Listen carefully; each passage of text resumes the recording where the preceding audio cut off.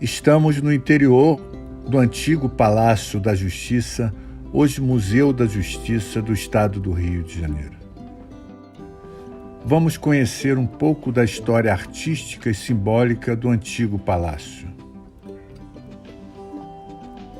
Começamos por essa curiosidade.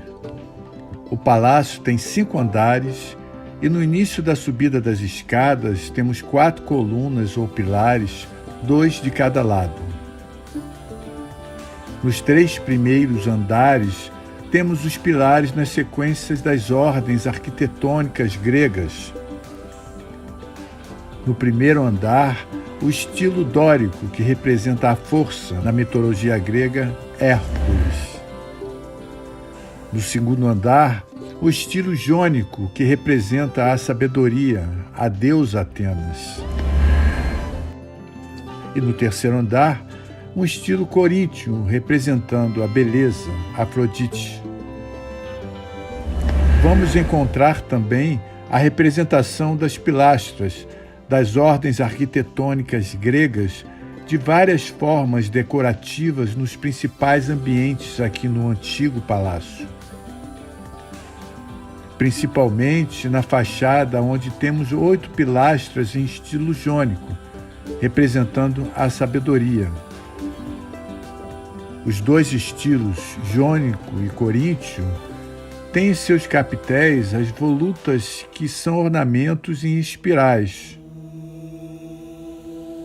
Forma esta encontrada em toda a natureza, no nosso DNA, na impressão digital, os ciclones, nas rosas, conhecida também como proporção áurea, número de ouro. Ela está na arquitetura, nas artes, principalmente nas obras de Leonardo da Vinci.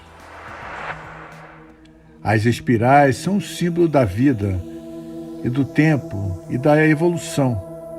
Ela nos lembra tudo o que é manifesto está em movimento e em transformação.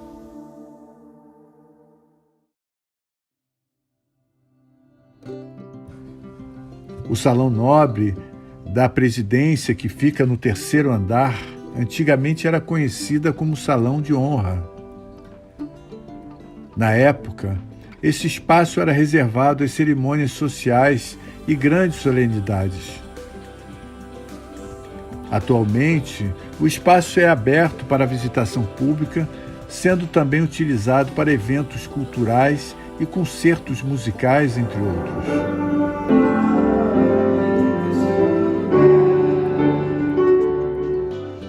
De novo, as pilastras com seus capitéis em estilos jônicos, sabedoria.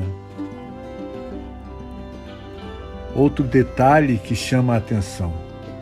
Acima do espaldar da cadeira luso-brasileira, temos os pináculos em formato de pinha, com a deusa da justiça e 2 seres híbridos mitológicos, um de cada lado.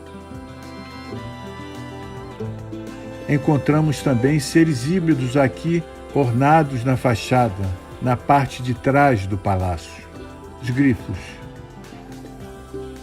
E qual o significado dos grifos? Essas criaturas, fabulosas e lendárias, são mais conhecidas na forma híbrida, metade águia e metade leão. Sua representação e atributos variam.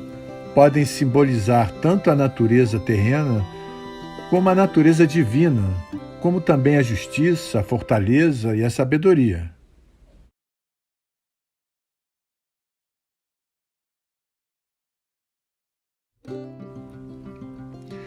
Estamos entrando agora na antessala da biblioteca. Esse complexo de 3 salas que vamos conhecer agora, antigamente eram conhecidas como Sala da Presidência. Aqui temos essa pequena estátua de São Miguel Arcanjo, intitulada O Justiceiro do Céu, da escultura de Silvia Melges. São Miguel Arcanjo representa a justiça divina. Na mão direita, a espada, na esquerda, a balança. Sua justiça se faz sobre todo o mal existente na terra. Aqui, na Biblioteca de Obras Raras, com estantes e móveis em estilos neomalino, é composta por coleções de obras de grandes juristas. É uma importante fonte de consulta para o magistrado da COMEMO, Comissão de Preservação da Memória Judiciária, e para a equipe de pesquisadores do Museu da Justiça. O detalhe aqui é o canapé em couro, em estilo barroco, de 3 lugares. Observe que cada espaldar tem uma altura diferente. Ornada em relevo e ao centro o símbolo da balança, tendo como fiel a forma de uma espada.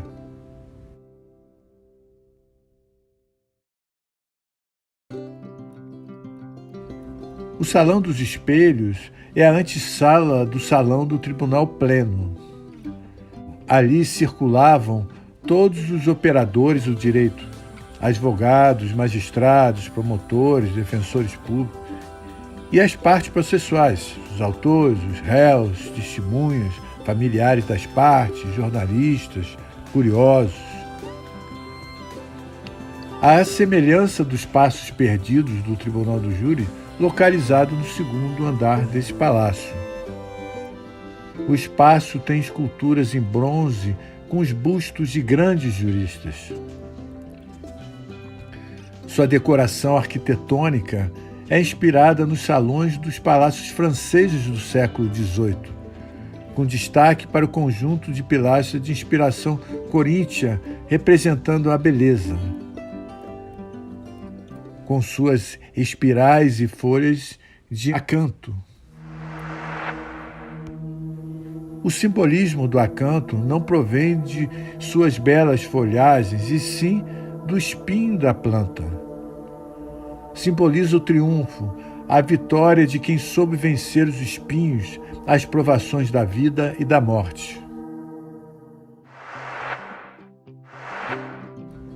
O Salão dos Espelhos, seu piso é formado por mosaicos de mármore branco e cinza Carrara. O Salão dos Espelhos nos leva diretamente para o Salão do Tribunal Pleno.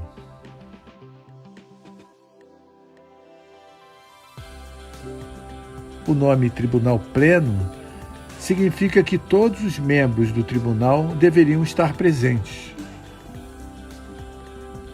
Neste salão, em sessão solene, no dia 7 de dezembro de 1940, recepcionado pelo então presidente do Tribunal de Apelação da capital, o desembargador Vicente Piragibe, o presidente Getúlio Vargas assinou o decreto 2848, que instituiu o novo Código Penal, que entrou em vigor em 1942, ainda vigente no Brasil.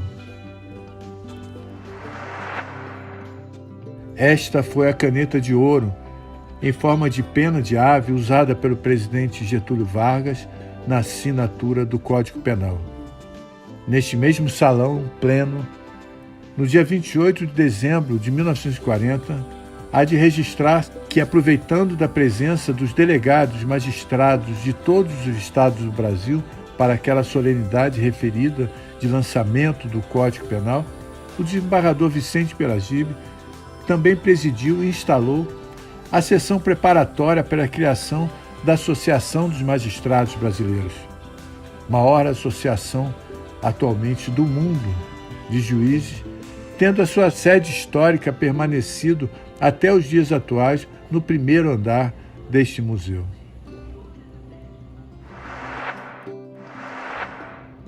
Nada melhor que o registro em correspondência com o governo pelo então presidente do Tribunal de Apelação, em 13 de fevereiro de 1940, descrevendo o Salão Pleno. Leva diretamente à sala das sessões do Tribunal Pleno, em cujo recinto, na parte reservada ao público. Em semicírculo, de ambos os lados, estão as mesas dos desembargadores. Em plano mais elevado, sobressai pelas dimensões e pelos ornatos a mesa da presidência. Ao fundo estão os lugares da assistência, figura o busto em bronze do grande Rui Barbosa, oferecido pelos advogados por iniciativa do advogado João França. Sóbrio e claro, esse recinto condiz pela nobreza com a majestade da própria justiça. A decoração do teto proporciona-se à das paredes, sob o revestimento inferior de madeira lustrada, no contraste feliz da pintura geral, cinza pérola, e da tonalidade escura dos lambris, alteiam-se as pilastras dórico-romanas. Ostentando cada uma delas, na composição do capitel, o gládio, a balança e a tábua, onde ressalta em letras de ouro o nome de um grande jurisconsulto brasileiro. E os vitrais dos vãos superiores completam essa decoração. São de autoria de Gastão Formente. Ao alto, ladeando todo o plenário, aparecem inscrições alusivas à entrada em vigor das 4 Constituições brasileiras, como também os nomes dos textos basilares do direito e a consolidação das leis penais. E, para finalizar, a decoração desse salão está sendo completada com 2 grandes painéis. Começamos pelo painel Justiça Civil, produzida em 1939, que fica atrás da mesa da presidência, e a sua representação simbólica é comentada pelo próprio autor Carlos Oswald. Representada pela figura do Brasil levantando a bandeira, está em progressivo desenvolvimento devido ao sossego que a figura da paz simboliza, paz que é o resultado da ação benéfica da justiça civil. A figura de uma mulher a representar plasticamente a mão direita a balança e com a esquerda o livro da lei. Aos seus pés, a atlética figura do exército, a força, presta-se a segurar a espada para defender o cofre repleto de lembranças da tradição brasileira, para simbolizar o patrimônio da nossa civilização. Enquanto isso, no primeiro plano, o trabalho agrícola e o trabalho industrial estão em ação. E atrás, as figuras de 2 mulheres avançam carregadas pelos produtos da terra brasileira, que em nada são inferiores aos produtos das terras estrangeiras, que se aproximam no fundo, num grande barco, aportados pelas figuras representativas das nações amigas, individualizados em estandartes. À direita, um ancião aperta as mãos de um moço. São o saber e o trabalho manual que se unem.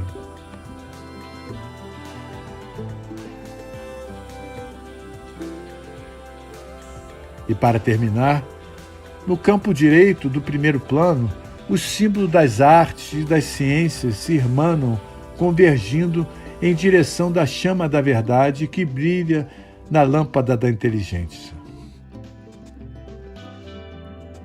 Do lado oposto, o outro painel pintado por Carlos Oswald, Justiça Criminal, também de 1939, é comentado pelo próprio autor. Surgem da sombra do primeiro plano pobres criminosos acorrentados. São os culpados que descontam seus crimes com os castigos da antiga lei, alguns talvez inocentes. Um raio de esperança, porém, brilha no cimo do monte. Aparece a figura rósea de uma mulher. É a personificação da concepção moderna da justiça criminal. Com ela, os métodos mudam. Pressurosa, quebra correntes, segura pela mão os culpados, abre caminho entre a força e a lei que solenes pareciam impedir a passagem. e, levantando a mão, mostra, carinhosa, a felicidade da regeneração que se obtém pelo trabalho e a educação que levam à ideia cristã de justiça.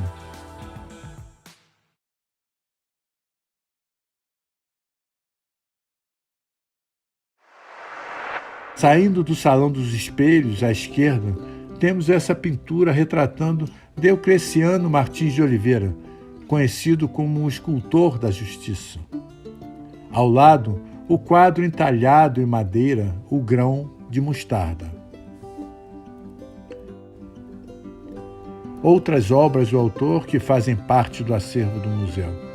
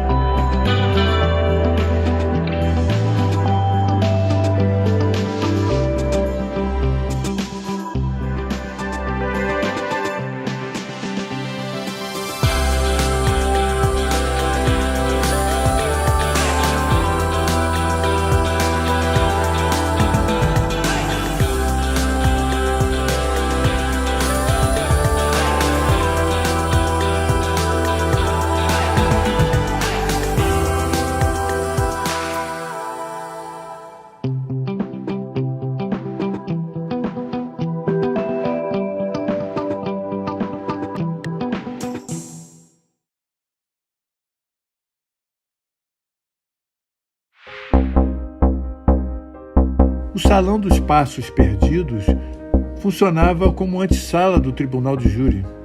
Servia como local de espera e angústia para os operadores do direito e interessados nos julgamentos, que por diversas vezes ficavam dando ansiosamente de um lado para o outro à espera do desfecho. O piso está praticamente em todos os ambientes do antigo palácio. Nós abordamos a sua simbologia no vídeo da fase 1. Como o mosaico, a princípio, representa a igualdade entre forças opostas. Temos, sob os pedestais, bustos dos grandes juristas. E o detalhe do frontão com o livro e a espada ornada com espirais e a esfinge.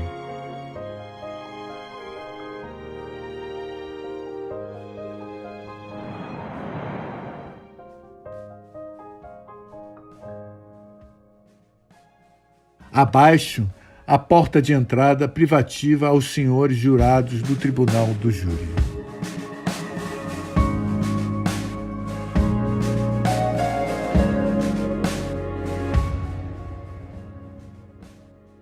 O Tribunal de Júri foi construído para abrigar o Tribunal da Relação do Estado do Rio de Janeiro, o antigo Palácio da Justiça, que se destinava também ao Fórum da Comarca de Niterói. O primeiro julgamento foi realizado em 1º de julho de 1919 e em 2009 foram realizadas as últimas sessões do júri. Foram 90 anos de história.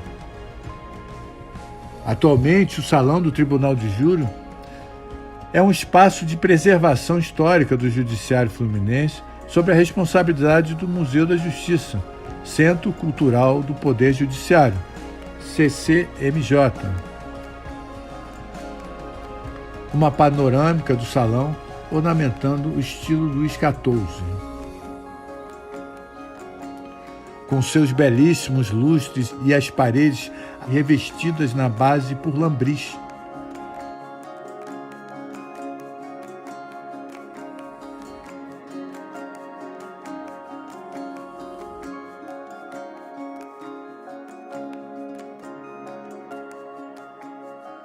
A cadeira em estilo barroco, com 2 pináculos em forma de pinha, com uma figura oval ao centro. Ao fundo, Cristo na cruz. Acima da mesa da presidência, ergue-se o painel Apoteose à Justiça, do pintor André Vento, representando a justiça contornada pela lei e a verdade, julgando a culpa humana. O painel do lado esquerdo da tribuna, à direita de quem olha, temos o perfil de Cícero. Marco Túlio Cícero foi um advogado, político, cônsul, escritor, orador e filósofo da República Romana. Abaixo a palavra lex, lei. E as iniciais SPQR, uma abreviação para Senatus Populesques Romanos, Senado e o povo romano, que junto com a águia ornavam o estandarte romano. Temos também a face do leão e o feixe de lictor. Os feixes lictores referem-se a um símbolo de origem etrusca, usado pelo Império Romano, associado ao poder e à autoridade. O painel do lado direito da tribuna, à esquerda de quem olha, temos o perfil do imperador Justiniano. Flávio Petrus Sabatius Justinianus, um dos maiores e mais influentes imperadores romanos para a história do direito. E de novo a palavra lex e a sigla SPQR, como também a face do leão e o feixe de lictor.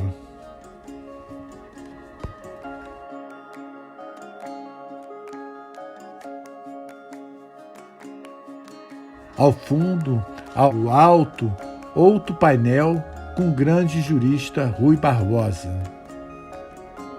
Ao lado, o painel com Augusto Teixeira de Freitas, denominado jurista excelso do Brasil. Escreveu o esboço do Código Civil na época do Brasil Império.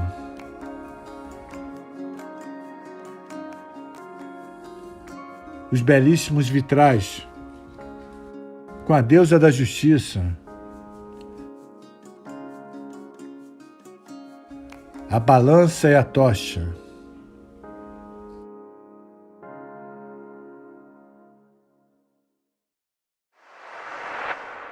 E no pátio externo temos a torre. E aqui neste local que antigamente funcionava a prisão.